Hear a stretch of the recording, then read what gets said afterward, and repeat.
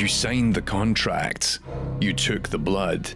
You fell into the dream. Only now you awaken to a nightmare. Trapped in Yharnam, a decrepit Victorian city consumed by the avarice of its denizens, the old blood, a substance of great potency and peril, ravages the population. What was sold to the people as a cure for any illness, a boon from the gods offered by the healing church, becomes the root of its downfall. Each alleyway, street and district crawling with beastly horrors. But this is merely the beginnings of this eldritch nightmare. The Great Ones, whose very existence was once buried deep below, but the very forefathers of Yharnam, are but scratching at the edges of reality. The scholars of Bergenworth sought to keep them at bay, while the healing church sought transcendence. For this madness to end, one must pierce the veil of the blood moon, kill the kin that hold this reality in check, and reveal the true horror that surrounds you. Only then can you truly begin to fight for your freedom. Complete the contract, break the hold the Great Ones have on reality, and bring the nightmare to an end. I'm Tommy Thompson, and welcome to Design Dive on AI in Games. It's time to finally begin our descent into madness as we explore the workings of From Software's Bloodborne, a game that enriches its setting and underlying themes by framing its characters, their behaviours, and their very essence as a core part of the game's experience, and how it bears a striking similarity to the reboot of one of the most popular first-person shooters of all time. This is the third and admittedly long overdue entry in my exploration of the Soulsborne games. In our first video back in 2017, I explored the relationship between the player and Dark Souls' often challenging and sometimes frustrating reward system. A game that doesn't show its hand as explicitly as players may wish, and subsequently how it encourages you to be patient as you face off against the perils of Lordran, to listen, to wait, to act, and then reflect on what you have learned, all in an effort to decide the very fate of the Age of Fire. In our second video from 2019, we entered the land of Drangleic and explored Dark Souls 2 Scholar of the First Sin, and how it takes the same core principles of the first game and subverts them in ways that support the player, while also providing an experience that is alienating and challenging to seasoned warriors. And in the time between that last episode and now, I subsequently discovered the truth of how it all works. Episode 75 of the main AI in Games series unpacks the inner workings of the original Dark Souls, and the core of these systems that have later evolved in subsequent titles. And so finally, in 2025, my journey through the Souls games continues as we enter the world of Bloodborne.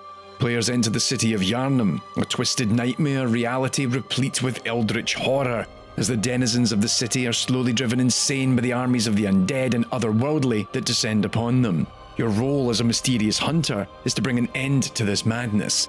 Released back in 2015, it is the fourth title by From Software that fits the mold of the Souls-like, and the one from which the moniker Soulsborne takes inspiration from.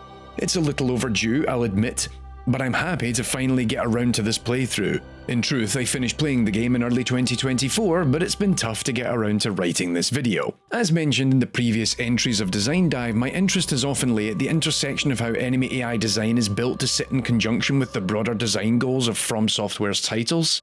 The AI employed in Soulsborns have a habit of being punishing to a point of seemingly unfair to a novice, but it's often used as a means to an end, to reinforce reward systems and cycles. And so as I left Yharnam, I couldn't help but think how much the experience had reminded me, very specifically, of the first entry of id's rebooted Doom franchise from 2016. I mean, there, I said it, it's in the video title, it's in the thumbnail, I didn't want to bury the lead, we're already several minutes in.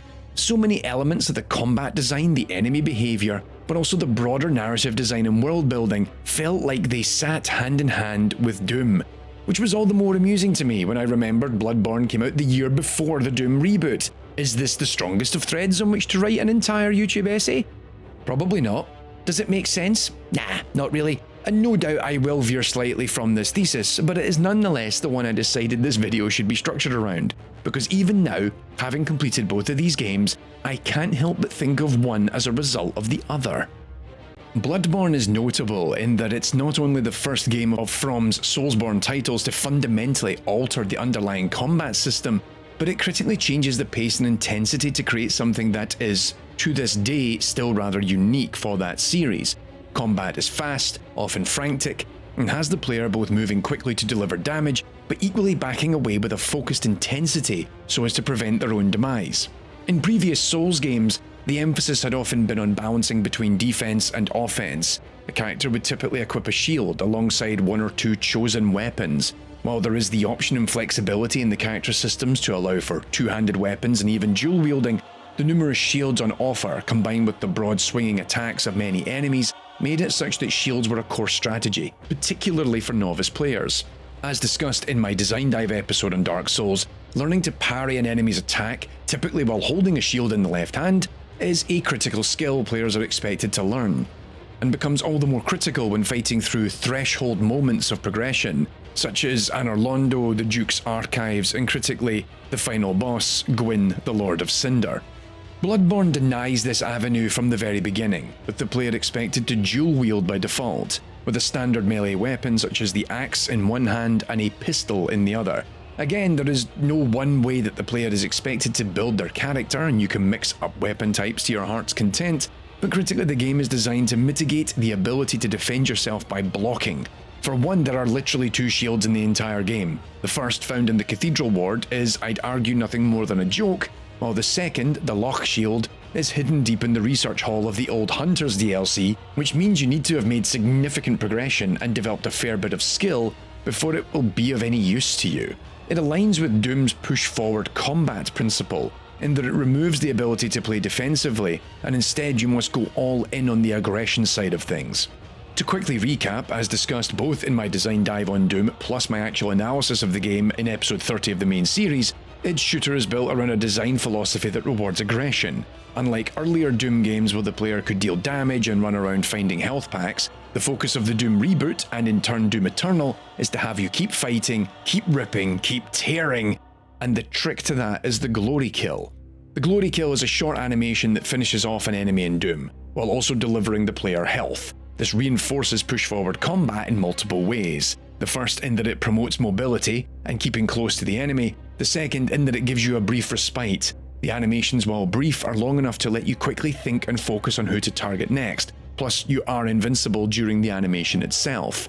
But they serve two additional benefits under the hood in the eye of the designers. First, it minimises the need to place health on the map, while also avoiding a regenerative health system akin to games like Halo, which would probably be frowned upon for a franchise like Doom. But critically, for the development of a player's skill, they're not mandatory. You can kill the enemy just by shooting them, and instead it becomes a critical skill to learn when to exploit the glory kill or not. And so this brings it back to Bloodborne. It's funny how these two games explore the same idea in different ways, and Bloodborne makes three distinct changes to the Souls mechanics in a way that it creates its own push-forward principle. First, Bloodborne's movement is, like Doom, faster and more frenetic than its predecessors. Unlike the previous Souls games, there are no weight thresholds that dictate roll or dodge speeds, thus giving the player more agility and the ability to weave through attackers more fluidly. In addition, Bloodborne has its own form of the glory kill courtesy of the visceral attack, which isn't guaranteed to kill them, but it will do a good chunk of damage. While you can commit this attack by a backstab or stagger damage from a large attack, the main way to pull this off is to parry the enemy by shooting them during specific attack animation frames.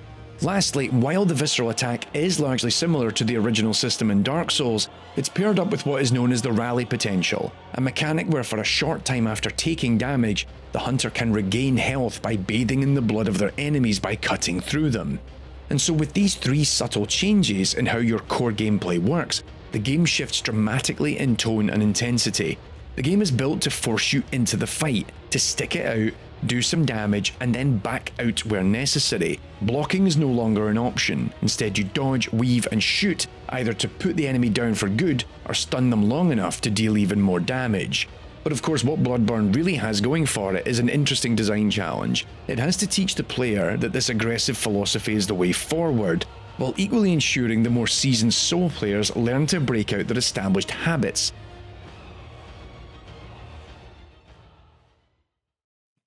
Upon starting my playthrough of Dark Souls 2, Scholar of the First Sin, to me it was business as usual, though this time I had to learn the nuances of these systems in what was clearly a new engine from the previous Dark Souls. But fundamentally, the underlying mechanics and dynamics of the game were largely the same. The only real thing that changed was how reward is internalized for me as the player, which was of course the topic of my entire design dive episode on the game. Again, shameless plug, go watch it. But Bloodborne is from the beginning its own beast, no pun intended, given it's having to communicate this change in underlying play, to reward players who exploit the rally mechanic, who counter and use visceral attacks by engaging in this more aggressive combat style. But how does it go about doing that? Returning to my analogy in the title and thumbnail, Bloodborne has the same problem as Doom, but it approaches it very differently. Doom of course had tutorials laced throughout it, in which the prologue mission in particular introduces the player to the idea of the glory kill. This of course makes sense in context of a modern reinterpretation of a classic IP, and also one that had gone through a tumultuous development cycle. Again, go watch my older Doom videos. But Bloodborne is its own thing. It's also the fourth entry of what we now call this Soulsborne series, arguably the fifth if you consider Scholar of the First Sin as something of a director's cut of Dark Souls 2, and so it's not about trying to distinguish itself from a specific IP, but a design philosophy that players have learned to love. And critically, that design philosophy is headed up by building gameplay systems and encounters that often act as silent tutorials, and without explicitly declaring the dynamics of the system in its path, something that the Souls games never do. But of course, players themselves have learned the fundamentals already. Bonfires, Estus flasks, health, stamina, weapons, shields, and dodging, with weight thresholds influencing a lot of what's happening. Except of course, now everything's a little different. The lamps return you to the hunter's dream, and while you replenish your inventory from items in storage, your blood vials aren't unlimited. They're a resource you collect in the world. Your health is affected by the rally, your stamina influenced by your attire, the shields are useless, and dodging is far more fluid. So there's this design task that is laced throughout the opening hours of Bloodborne, in communicating that while a lot of this is very familiar, it is, as stated, a very different beast. So the encounters in the earlier regions of central Yharnam and later the Cathedral District help shape a lot of how players will come to learn these dynamics. Naturally, the enemy design in Bloodborne takes a page out of the game's underlying combat philosophy, in that they're often built to be faster and more aggressive than their Dark Souls 1 and 2 counterparts, but it doesn't make them overtly aggressive by default. Rather, the game exploits it in two ways. The first is that the cooldowns between attacks are reduced, while attack cadence is sometimes increased. This ties into my analysis of the AI of the original Dark Souls, in that the game is always finding new actions to satisfy its goals at runtime, but typically there will be cooldowns and delays built into the animations to give you a bit more time to think. Bloodborne shortens a lot of these cooldown windows, meaning that enemies are often faster and forcing you to react more quickly, without fundamentally changing their speed that drastically. The second most obvious change is the sheer number of NPCs that the hunter faces off against at once. As you stroll through the Undead Burg in Dark Souls, you're lucky if you encounter more than 3 at a time, and even then that's often due to you kiting an enemy into an area, or simply not paying attention to the aggro you're generating. Bloodborne relishes any opportunity it can to drop 2, 3, 4 enemies on you at once. From the very beginning of the game, as you carve your way through central Yharnam to the first boss on the Great Bridge, you'll find yourself facing off multitudes at once, be it the patrol moving through the streets, the crowd gathered around the burning werewolf, or past the ogre near the stairwell of the Great Bridge. And so thus far, the faster paced combat, the larger numbers of NPCs in action, all of it forces the player into learning the dynamics of the game, and critically how they differ from previous Soulsborne titles. But there's still a chance that it's not quite sinking in yet, that the player hasn't quite figured it out, or learned what the game is trying to communicate. And so it rounds it off with the wolf beasts that patrol the Great Bridge. These enemies are big, fast, aggressive, and symbolise the feral nature of Bloodborne's combat. For many a new player, they are the first real test of your skill, and in many respects are best defeated using the rally system, pushing in, doing damage, aiming for a parry and a visceral attack to finish them off. And in truth, it's something you need to start learning, and quickly, as the bosses are not going to give you any respite. The boss battles of the original Dark Souls are typically against large, demonic, brutish creatures. From the very first boss in the Asylum Demon, through the Gaping Dragon, Chaos Witch Quelaag, the Iron Golem, and Great Grey Wolf Sif, the game revels in larger, often lumbering monstrosities that you need to navigate around while avoiding their broad, often devastating attacks. However, Bloodborne's enemy designs take the faster-paced, more aggressive gameplay style and inject it into many of their boss designs, aligning more with the likes of Dragon Slayer Ornstein, the Capra Demon, and critically, the Great Knight Artorias. Developed as part of the Artorias of the Abyss DLC, an expansion complete with the marvellous Chester NPC who bears something of a resemblance to the Hunters in Yharnam, the Abyss Walker is arguably a reflection of the changing creative direction that From Software had envisaged for Bloodborne.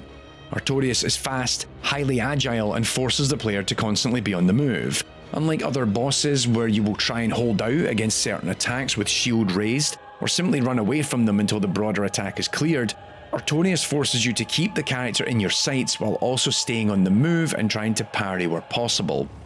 This philosophy is at the core of many of Bloodborne's bosses, starting with the first two in central Yharnam, the Cleric Beast on the Old Bridge, and later Father Gascoigne at the Tomb of Oedon.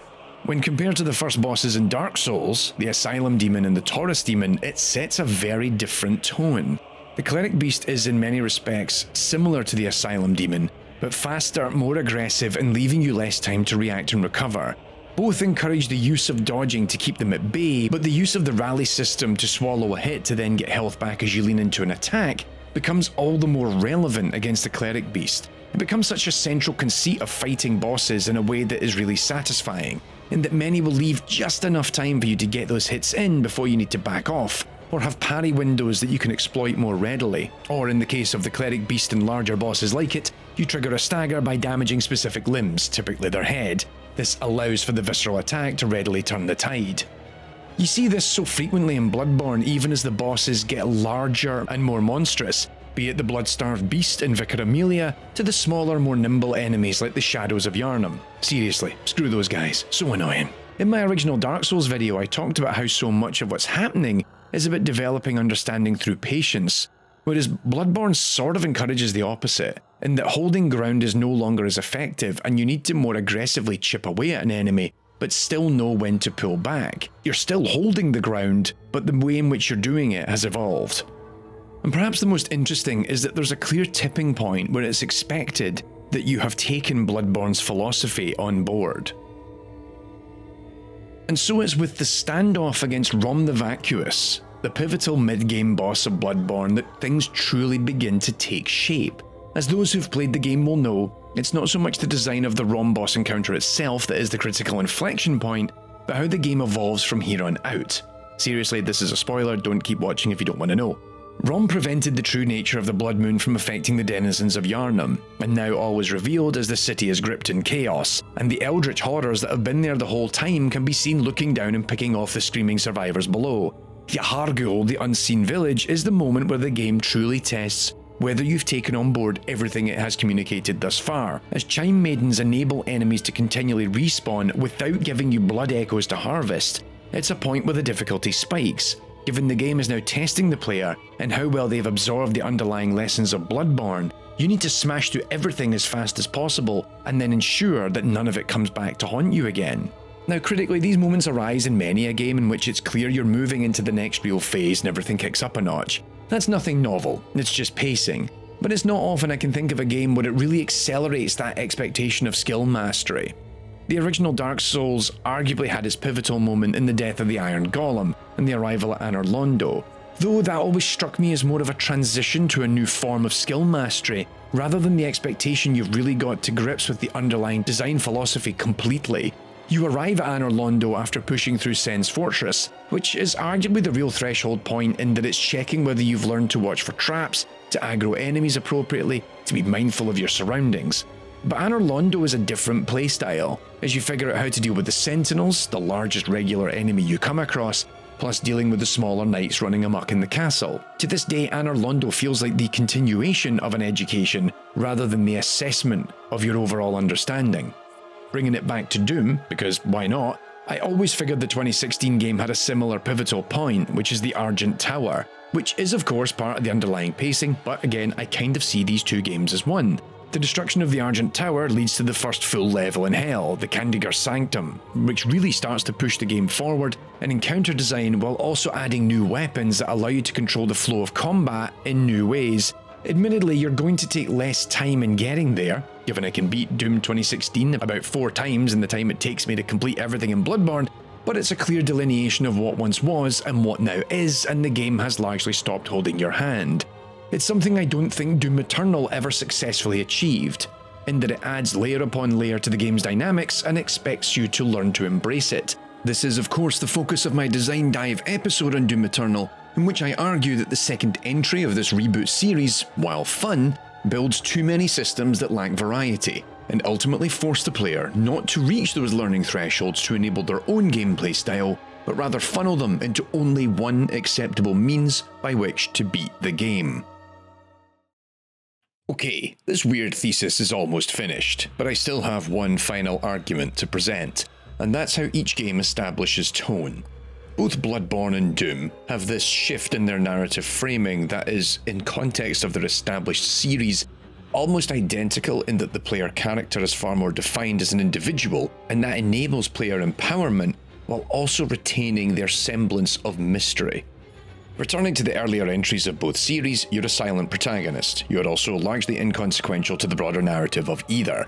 The Doom guy is but one surviving space marine who has to fight his way through monsters in order to survive, while the chosen undead of Dark Souls is simply the latest in a long line of unfortunate souls who have embarked on the quest to ring the Bell of Awakening. The chosen undead is truly a speculative title at best, and one that you only truly earn at the very end as you decide the fate of the Age of Fire. After all, there is an implication throughout, courtesy of the messages of other players and their phantoms appearing in the game, that you are but one of many chosen undead, and fingers crossed, you're just the most chosen that will ultimately deliver on the promise. But in both of the games in question, you're now more largely defined by the world around you and how you fit into the broader narrative, and that's reinforced by the world that is then subsequently built around you. The Doom guy is now the Doom Slayer, an arbiter of rage that has torn his way through hell and back, to the point he is not just known by the denizens of hell, he is the one thing they fear more than anything else. Meanwhile, Bloodborne excels in establishing a similar tone in ways that no other Soulsborne game has achieved. It's safe to say that the world itself, courtesy of the environment art team, is a fantastic setting. The city of Yharnam is a gothic monstrosity, a spiralling mess of sprawling streets, upper walkways, narrow passageways, secret elevators, filthy tunnels, and much more besides. The city, this time inspired much more from Victorian-era architecture from cities like Prague and Edinburgh, compared to the more medieval influences from much of Dark Souls, helps set a tone that is less mystical than its predecessors. And when you look at it a little deeper, beyond the differences in artistic style and presentation, there is much more going on that establishes Yharnam as a place. It paints a world more dark and foreboding, and one where life still thrives, often in monstrous form, rather than the ancient and almost decrepit lands of Lordran or the kingdom of Drangleic. Like the Doomslayer, the Hunter is now a name on the tongue of the people, not just the enemies you face off against in Yharnam, arguably the first enemies in the Soulsborne series that actually speak.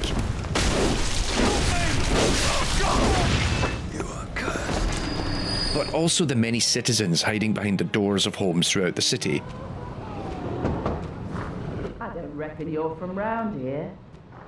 Well, stuck outside on a night of the hunt. How you poor, poor thing. It's far more subtle than Doom, because, well, it's Doom, but the implication you are feared and even reviled for what you and your kind bring to the city is one that really fleshes out the world building. And so yes, ultimately each game pulls off a narrative framing that does a more successful job of placing you in the boots of the protagonist than other games in their respective franchises, and yes, I'm looking at you, Doom Eternal. I can safely say when I started writing this episode, the premise of comparing two very distinct, very different games to one another was not the focus. But as mentioned, when I think of one of these games, I can't help but think of the other. Each of them is an evolution of their underlying design concept, and are working to fundamentally change the philosophy baked into their lineage. Each has its priorities, its own goals, but the similarities seem readily apparent to me, to a point that they both sit quite comfortably in the same space in my mind. For in each instance it's a cycle. As death looms, blood demands to be spilled, Our protagonists rip and tear, their attacks visceral and swift, pushing forward, a rallying cry, all in an effort to awaken from an unending nightmare.